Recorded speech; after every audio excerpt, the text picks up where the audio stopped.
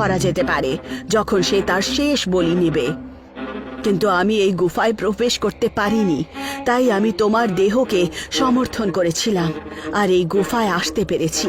এখন থেকে নিজের মায়ের কথা সব সময় শুনবে। যদি ওনার কথা মানো তাহলে আগে থেকে এরকম ঝামেলায় কখনো পড়বে না।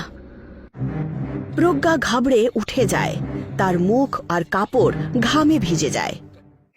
প্রজ্ঞা, তুমি ঠিক আছো? আরে কি অবস্থা বানিয়ে রেখেছো নিজের? এরকম ভয় পেয়ে রয়েছো কেন বলো তো? আমি একটা ভয়ানক স্বপ্ন দেখলাম। একটা কুয়ো, ঘন অন্ধকার আর একটা ভয়ানক সাপ। স্বপ্নতে তুমি কুয়োর মধ্যে ছিলে? আমার মনে হয় না ওটা একটা স্বপ্ন ছিল আরব, মনে হচ্ছিল যেন আমি সত্যি সেখানে আছি। ঠিক তক্ষুনি মনোহরের চোখ যায় তার পোশাকের দিকে। জামা কাপড় ভিজে গেছিল। প্রজ্ঞা, তোমার জামা কাপড় ভিজে গেল কি করে? তার উপরে এই মাটি তো নাগদেবীর কাছে থাকে।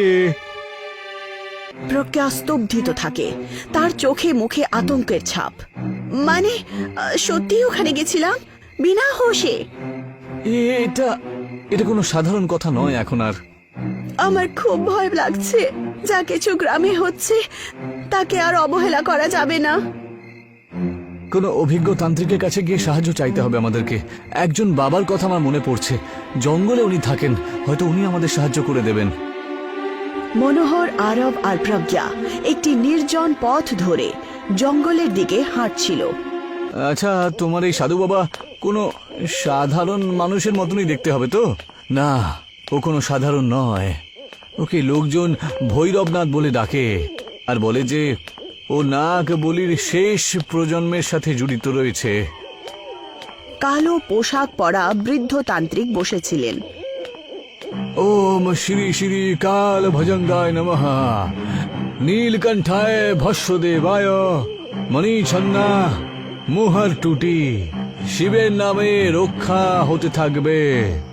প্রজ্ঞা যেই মাত্র তান্ত্রিকের কাছে যায়, তান্ত্রিক হঠাৎ চোখ খোলেন আর সরাসরি তার দিকে তাকান। তোমাদের উপরে ওর নজর পড়ে গিয়েছে। কাল ভুজাং তোকে চিনে নিয়েছে। এবার তোর বাঁচা একেবারেই অসম্ভব রে নারী। আমি কিন্তু কেন? বাবা, দয়া করুন, কিছু একটা করুন। এরা দুজন শহর থেকে এসেছে, আমার জন্যই তো এরা সবকিছু সহ্য করছে। কি ভালো হতো যদি এদেরকে না ডাকতাম। শুধুমাত্র এরা দুজনই নয়, সারা গ্রাম সংকটে রয়েছে। মনোহর তান্ত্রিককে সবকিছু বলে। তার মানে হলো ওই পাথরটা এখনো তোমার কাছেই রয়েছে? হ্যাঁ বাবা। তোমার কি মনে হয় কাল ভুজঙ্গ কোনো রাক্ষস? একেবারেই না, ও হলো শুদ্ধ অন্ধকাল। ও কোনো সাপ নয়, ও অভিশাপ। তোমার সব থেকে বড় ভুল মণিটাকে ছোঁয়া নয়, বরং ওটাকে নিজের কাছে রাখা। ওটা শুধুমাত্র পাথর নয়, ওটা কালের চাবি। ওটা লিখে যে স্বপ্ন দেখেছো সেটা কোনো স্বপ্ন ছিল না, বুঝেছো? ওটা ছিল কাল ভুজঙ্গের জাদু। তাহলে আমি সত্যি ওই কুয়োতে ছিলাম? হ্যাঁ, আর সে তোমাকে দেখেও নিয়েছে। এখন শুধু তুমি নও, পুরো গ্রাম ওর নজরে পড়ে গেছে। তাহলে দয়া করে কোনো একটা উপায় বলুন বাবা, যে করেই হোক ওটাকে শেষ করুন। কাল ভুজঙ্গকে শেষ করা যায় না রে। ও কোনো প্রাণী নয়, ও হলো কাল। ওকে যদি পাতাল থেকে পৃথিবীতে কোনো দরজা দিয়ে ঢুকে থাকে তাহলে ওখানেই ওকে ফেরত পাঠানো যাবে। শুধু তান্ত্রিক তিনজনকে নিয়ে জঙ্গলের একটা খালি জায়গায় পৌঁছায়। এটাই হলো আমার ক্ষেত্র। এরপর কাল ভুজঙ্গের আসল রূপটা দেখাতে পারবো। তান্ত্রিক মন্ত্র জাপ করেন। ওম নাগেশ্বরায় কাল জ্যেষ্ঠায় ভূর্ভুব স্বাহা। যেই মাত্র উনি মাটি দেখেন, ধুঁয়ো কালো হয়ে ওঠে আর তার মধ্যে থেকে প্রকট হয় কাল ভুজং। এটা কোনো সাপ নয়, এটা কোনো রাক্ষসও ছিল না, এটা কাল ভুজং ছিল। তার দৈর্ঘ্য ছিল 20 হাতেরও বেশি, চোখ লাল হয়ে জ্বলছিল, শরীর ধোঁয়া আর পোড়া চামড়া দিয়ে তৈরি। ঘাড়ে চোয়ালে এমন ভাবে কামড় বসিয়েছিল যেন কোনো নরক থেকে বেরিয়ে এসেছে। হে ঈশ্বর, এসব কি? পর মুহূর্তেই কাল ভুজং একটি তীক্ষ্ণ হিস শব্দ করে আর পুরো জঙ্গল আবার শান্ত হয়ে যায়। কাল ভুজং উধাও হয়ে যায়। এবার তোমরা বুঝেছ তো যে ওকে শেষ করা যাবে না। তাহলে এখন আমরা কি করব বাবা? ওকে যদি পাতালে পাঠাতেই চাও তাহলে 3টে বস্তু তোমাদের দিতেই হবে, 3টে উপায় যেটা প্রাচীন গ্রন্থে বর্ণিত রয়েছে। পাতালের দরজা যখন খোলা হয়েছে তাহলে বন্ধও হবে, কিন্তু তার জন্য সেই মণিটা লাগবে যেখান থেকে কাল ভুজঙ্গ বেরিয়ে এসেছিল, রক্তের বলিদান। ওই মানুষের যে ওকে জাগিয়ে তুলেছিল, শিব মন্ত্রযুক্ত অগ্নি যেটা পাতালের জাদুকে কেটে দিতে পারে। কি বলিদান? হ্যাঁ, আর যদি মণি প্রজ্ঞার কাছে থাকে আর ওর জন্যই ও জেগে থাকে তাহলে বলিদানও ওকেই দিতে হবে। যদি আমার রক্ত দিয়ে কালভুজঙ্গকে ফেরত পাঠানো যায় তাহলে আমি প্রস্তুত। না, এটা আমরা কিছুতেই হতে দিতে পারি না। অন্য কোনো উপায় তো থাকবে। সময় নেই, সূর্য ওঠার আগে নাগ বেদির কাছে পৌঁছতেই হবে, নয়তো দরজা কোনোদিনও বন্ধ হবে না। মনোহর, আরব আর প্রজ্ঞা তান্ত্রিকের সাথে নাগবেদিতে পৌঁছায়। তান্ত্রিক মন্ত্র জাপ করেন আর কালভুজঙ্গ সম্পূর্ণরূপে প্রকাশিত হয়। কোন দরজাই এখন আর আমাকে আটকাতে পারবে না। আমি ব্রহ্মাণ্ডের বিষ হয়ে ফিরে আসব। মনে টুকরোটা বের করো আর ওর মধ্যে রক্তের ফোঁটা এই পাথরে দিয়ে দাও। প্রজ্ঞা তৎক্ষণাৎ তার হাতের ওপর ছুরিটা চালায় এবং কয়েক ফোঁটা মণির ওপরে পড়ে। ওম কাল বিনাশকায় অগ্নিদেবায় নমঃ স্বাহা। আগুনের গোলা কালভুজঙ্গের ওপরে লাগে, কিন্তু সে নড়লও না। সে রাগী চোখে সবাইকে দেখে। এটা দিয়ে তো কোনো কিছু হলোই না। আমরা নিশ্চয়ই কোনো রকম একটা ভুল করেছি। যে বিধিটা আমি করলাম সেটার ফলে তো কাল ভুজঙ্গকে পাতালে আবার ফিরে যাওয়া উচিত ছিল, কিন্তু এরকমটা তা হলো না। এর মানে হলো কাল ভুজঙ্গ প্রজ্ঞার জন্য এই সংসারে কখনোই ফিরে আসেনি। ওকে জাগিয়েছে সে অন্য কেউ হবে।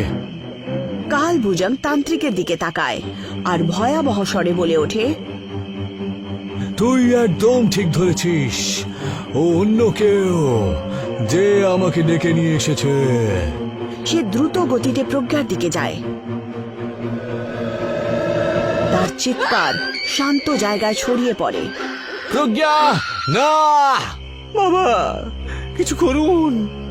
আমি কিচ্ছু করতে পারবো না যতক্ষণ না এটা জানতে পারবো যে ওখানে আসলে কে নিয়ে এসে সেই লোকটা কে। তক্ষুনি একটা রহস্যময়ী হাসি ভেসে আসে। সবাই পেছনে তাকায়। গ্রামের প্রধান দাঁড়িয়েছিলেন। তার চোখে শয়তান জলজল করছিল। প্রধান মশাই, আপনি? কাল ভুজঙ্গকে যে জাগিয়েছে সে অন্য কেউ নয়, সে হলাম আমি। তোমরা কি মূর্খ মনোহর! তুমি এর কোনো ধারণা ছিল না? সারা গ্রাম ততটাই মূর্খ। কত বছর ধরে নাগের বলি দেওয়ার যে পরম্পরা ছিল যাতে কাল ভুজঙ্গকে আটকানো যেতে পারে, কিন্তু আমার বাবা চাইতেন যে উনি সংসারে আসুন। উনি প্রাচীন গ্রন্থে এটা পড়েছিলেন, আর সেই গ্রন্থ কালের পুস্তকালয়তে রাখা ছিল, যেটা তুমি অর্ধেকটা পড়েছিলে। তার মানে তুমি ইচ্ছে করে পরম্পরা ভেঙে দিয়েছিলে? হ্যাঁ, আমার বাবা তো এই উপায়টা ঠিক করেছিলেন, যেটাকে অন্ধবিশ্বাস বলে পুরোপুরি বন্ধ করে দিতে, আর আমি সেটা পূর্ণ করেছি। যখন নাগ দেবীর বলি আবার থেমে যায় তখন পাতালের দরজা খুলে যায়, আর যখনই কাল ভুজঙ্গ ফিরে আসবে ও সেই বংশেরই আদেশ পালন করবে যে বলি থামিয়ে দিয়েছিল, আর সেই বংশ আমার বংশ। তুমি কত নীচ মানুষ প্রধান মশাই! তোমার নিজের ছেলে পর্যন্ত কাল ভুজঙ্গের কবজাতে ছিল। ও তো সেই ভয়ঙ্কর স্বপ্নগুলো দেখতো। যদি আমাকে আমার ছেলে আর বউয়ের বলিদানও দিতে হতো তাহলেও আমি তৈরি ছিলাম। এই সংসারের সব থেকে শক্তিশালী পুরুষ আমি হতে চাই, আর এটা শুধুমাত্র কাল ভুজঙ্গের সঙ্গেই সম্ভব। ওকে প্রসন্ন করার জন্য আমি আমার প্রিয় দুটো গরুর বলিদান দিয়েছি। হরিশকে কুয়োতে ফেলে মরতেও পাঠিয়ে দিয়েছিলাম। আমি জানতাম কাল ভুজঙ্গ ওখান থেকে আসবে। প্রধান নিজের পকেট থেকে মণির অন্য টুকরো বার করেন। প্রজ্ঞার কাছে যে মণি টুকরোটা ছিল সেটা আসলে অর্ধেকটাই ছিল, অর্ধেক টুকরো আমার কাছে রয়েছে। কাল ভুজঙ্গকে ফেরত পাঠাতে হলে তবে শুধুমাত্র এই দুটো টুকরো আমার রক্তের বলিদান দিয়ে সম্ভব, বুঝলে? চারদিকে ভয়ঙ্কর শান্তি ছড়িয়ে পড়ে। হাওয়া আওয়াজ করতে শুরু করে। কাল ভুজঙ্গের চোখ আরো লাল হয়ে ওঠে। তান্ত্রিক বাবা, এইভাবে তো প্রধান মশাই নিজের ভুল উদ্দেশ্যে সফল হয়ে যাবে। কাল ভুজঙ্গ এই সংসারে ধ্বংস করে ফেলবে একেবারে। আমরা কি সত্যি এর জন্য কিছু করতে পারি না? একটা উপায় আছে। যদি কোনো মনুষ্য নিজের ইচ্ছায় এই সমস্ত সংসারের জন্য নিজের প্রাণ ত্যাগ করতে পারে, তাহলে কাল ভুজঙ্গকে পাতাল লোকে পাঠানো যাবে। কিন্তু সেই ব্যক্তির শরীর আর আত্মা দুটোই কাল ভুজঙ্গের হয়ে যাবে। ও ওর মধ্যে ঢুকে গিয়ে ফিরে যেতে পারবে, আর সেটাও এক প্রকারে কাল ভুজঙ্গ হয়ে যাবে। তার মানে হলো সেই ব্যক্তিটাও রাক্ষস হয়ে যাবে, যে সংসারকে বাঁচানোর জন্য নিজেকে হারিয়ে ফেলবে। তুমি একদম ঠিক ধরেছ। তবে আমি প্রস্তুত। কি? এটা তুমি কি বলছো মনোহর? প্রজ্ঞাকে আমি হারিয়ে ফেলেছি, তোমাকে আমি হারাতে চাই না এখন আর। আমাকে করতেই হবে। যে এই সংসারে অন্য কোনো উপায় আর নেই, সেখানে কাউকে না কাউকে তো বলিদান দিতেই হবে। সময় নষ্ট করো না কথা বলতে গিয়ে। প্রধানের কাছ থেকে মণির টুকরোটা এক্ষুনি কেড়ে নাও। মনোহর বিদ্যুতের মতো দ্রুত গতিতে প্রধানের দিকে যায় আর তার মণির টুকরো নিয়ে নেয়। না, এরকম করো না, কাল ভুজঙ্গ আমার। তান্ত্রিক মন্ত্র জাপ করেন আর মনোহরের গলা থেকে রক্তের ফোঁটা মণির দুটো টুকরোতেই পড়ে। সেই সময় কাল ভুজং কালো ধোঁয়াতে পরিবর্তিত হয়ে মনোহরের শরীরে ঢুকে পড়ে। মনোহরের চোখ লাল হয়ে ওঠে, তার চেহারা ভয়ঙ্কর হয়ে ওঠে, আর সে প্রধানের দিকে তাকিয়ে দেখে। তুমি আমাকে এইভাবে কেন দেখছো? আমি তো তোমার পূজারী, আমিই তো তোমাকে ডেকেছিলাম। কাল ভুজঙ্গ এখন মনোহর, আর মনোহর কাল ভুজঙ্গ, আর ও কারোর আদেশ পালন করবে না। কাল ভুজং মনোহর আর প্রধানকে ধরে আর তাকে এক ঝটকায় শেষ করে দেয়। আর কাল ভুজং পিছু হাঁটতে শুরু করে। কয়েক মুহূর্তের মধ্যেই সে উধাও হয়ে যায় আর চারদিকে নীরবতা নেমে আসে। আরব প্রজ্ঞার শেষকৃত্য করে, চোখে জল নিয়ে বিড়বিড় করতে শুরু করে। কাল ভুজঙ্গ এখন তোমার শরীরে রয়েছে মনোহর, আর তুমি পাতাল লোকে রয়েছো, আর আমি তোমাকে অবশ্যই খুঁজে বের করব। আরব চোখে জল নিয়ে গ্রাম ছেড়ে দেয়, শহরের দিকে চলে যায়। পেছনে ছেড়ে আসে কাল ভুজংয়ের শেষ নিঃশ্বাস, যা এখনো পুরোপুরি বন্ধ করা যায়নি।